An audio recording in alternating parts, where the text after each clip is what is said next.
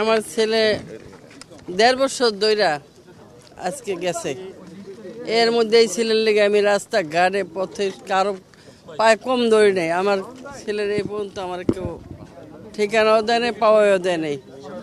আজকে আমার যেটা আল্লাহ মিলাই দেয়, আমার ছেলের ঠিকানা আমি পাইব। আমি এই আল্লাহর কাছে করি, আর কিছুই না। আমি আর কিছু করতে পারবো না। আমি 1.5 বছরের কথা কইতে কইতে আমি হয়ে গেছি, এখন আর আমি কিছু করতে পারবো না। আমার একটাই কথা, আমার ছেলের কবরটা যদি এরা পাওয়াই দেয়, আমি এটা দেখে আমি মরবো, এটাই আমি শান্তি পাইব। এছাড়া আমি আর কিছু করতে পারবো না। বাবা, হ্যাঁ, আমি বিচার চাইছি। আমার বিচার এই দুনিয়া আল্লাহ যদি দেখায় দেয়, বান্দাও দেখায় দেয়, আমি এই বিচারটা চাই।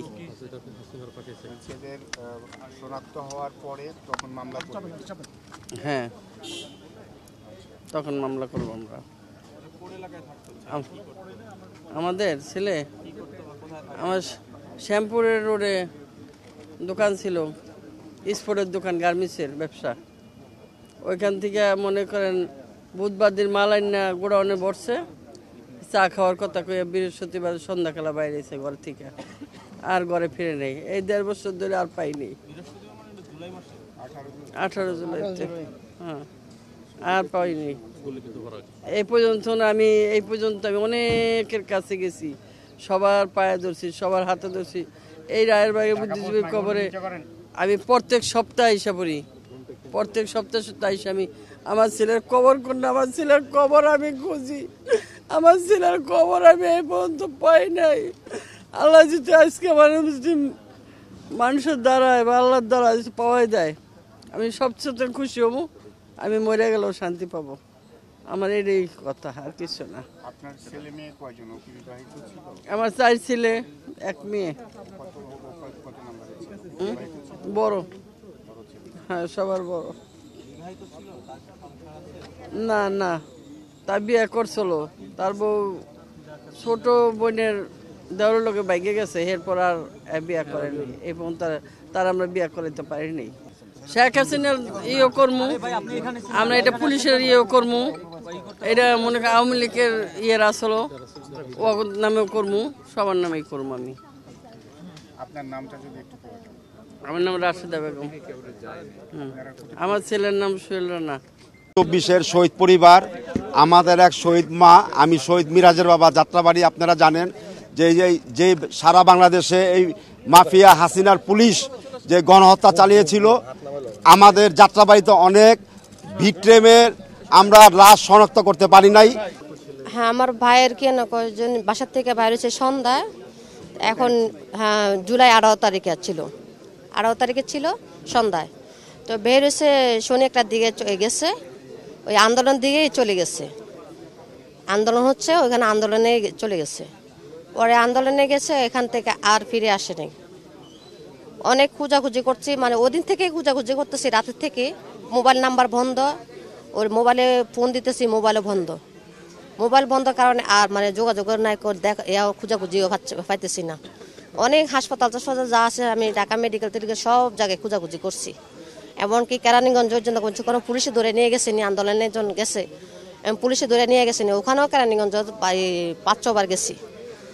এরপরে কি ওইখানেও শুনছি যখন হাসিনা যেদিন পতন হয়েছে, তখন আপনার ওইখানে গোলাগুলি হয়েছে কেরানীগঞ্জে, অনেক মানুষ বলে ওখানে মারা গেছে।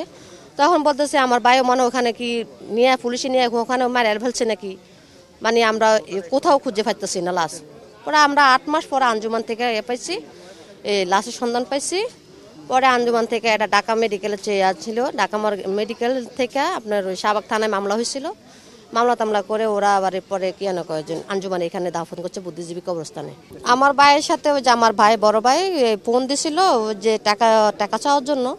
পরে ভাইয়ের দেশে ছিল, আমার ভাই ঢাকা ছিল, যেটা শহীদ হয়েছে, ওর কাছে টাকা চাইছিল। ওই বলতেছে ভাই আমি তো শনি একটা ছিলাম, শনি একটা আছি, এখানে আন্দোলন হইতেছে, তো এখন দোকানপাট সব বন্ধ, এখন আমি বাসায় যেয়ে টাকা পাঠাবো, বাসায় যেয়ে টাকা পাঠাবো। এইটুকু হ্যার সাথে কথা হয়েছে, আর কথা হয়নি। আমরা চার ভাই 1 বোন। আমি সবার বড় বোন। আমার বাবা মা ছোটবেলা থেকে মারা গেছে, আর আমি সবার বড় বোন। আমার ভাই আমি দেখাশোনা করি ভাই 4টারে। আমি সবার বড় বোন। আমার নাম হচ্ছে জাহিদা করিম, আর আমার শহীদ রফিকুল ইসলামের আমি বড় বোন। উনি শ্রমিক ছিল, রাজমিস্ত্রি কাজ করছিল আজকে। আমাদের গ্রাম বাড়ি ফেনী। এখানে আমাদের যেখানে আছে সেখানেই থাকুক, আমাদের কোনো এটা অসুবিধা নাই, কিন্তু আমরা যেটা চাচ্ছি যে তাদেরকে যেন একটা পরিচয় হিসাবে যেন ফাইন্ড আউট করা হয়। পরিচয় ফাইন্ড আউট করলে তাদের যে আমাদের ছেলে মেয়ে যারা অকাতরে মনে করে প্রাণ দিয়েছে রাষ্ট্রের জন্য, অন্তর্পক্ষে কিছুটা হইলেও যেন সমস্যা, এই যে যেন কষ্টটা যেন দূর হবে, আমরা জানতে পারবো, তারপর আমাদের মনের শান্তি পাবে। এটি আমি এবং আমার সারা বাংলাদেশে দেশবাসীকে কাছে তাদের জন্য দোয়া করব এবং শহীদের জন্য দোয়া করব যে আল্লাহ তাদের জন্য বেশ নসিব করে। ধন্যবাদ। হ্যাঁ, আমি শহীদ গোলাম নাফিদের বাবা। 4 আগস্টের যে রিস্কার যে ছবিটা, এটা আমার ছেলে। হ্যাঁ, আমার ছেলে। আমরা জুলাই 24 শহীদ পরিবার সোসাইটির পক্ষ থেকে আমাদের দাবি, আমার ছেলে আসলে অনেক আন্দোলনে সে মনে করেন গেছে। তো আমার ছেলে বনানী বিদ্যানিকেতনে থেকে 2024 সালে এসএসসি পাশ করে জিপি গোল্ডেন 5 পেয়ে বাংলাদেশ নৌবাহিনী কলেজে প্রথম বর্ষে ভর্তি হয়েছিল। 4 আগস্টে শহীদ হয়, 8 আগস্ট থেকে তার কার্যক্রম শুরু হয়, ক্লাস শুরু হয়।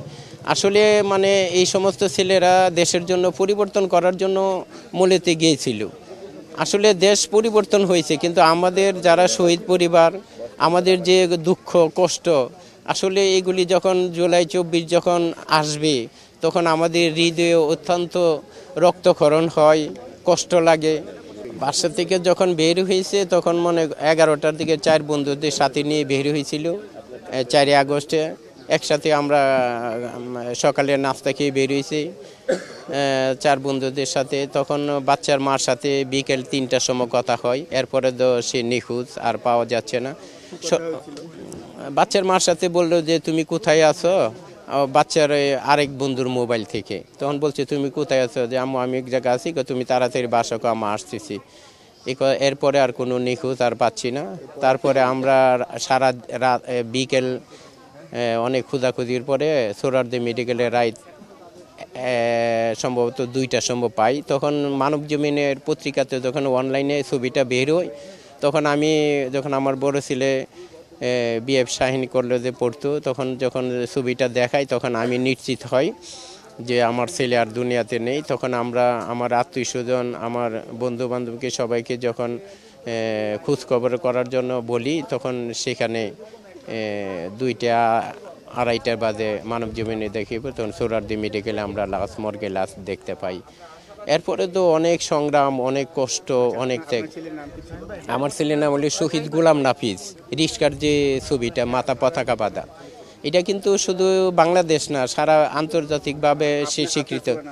আমার নাম হইলে আমি মোহাম্মদ গোলাম রহমান।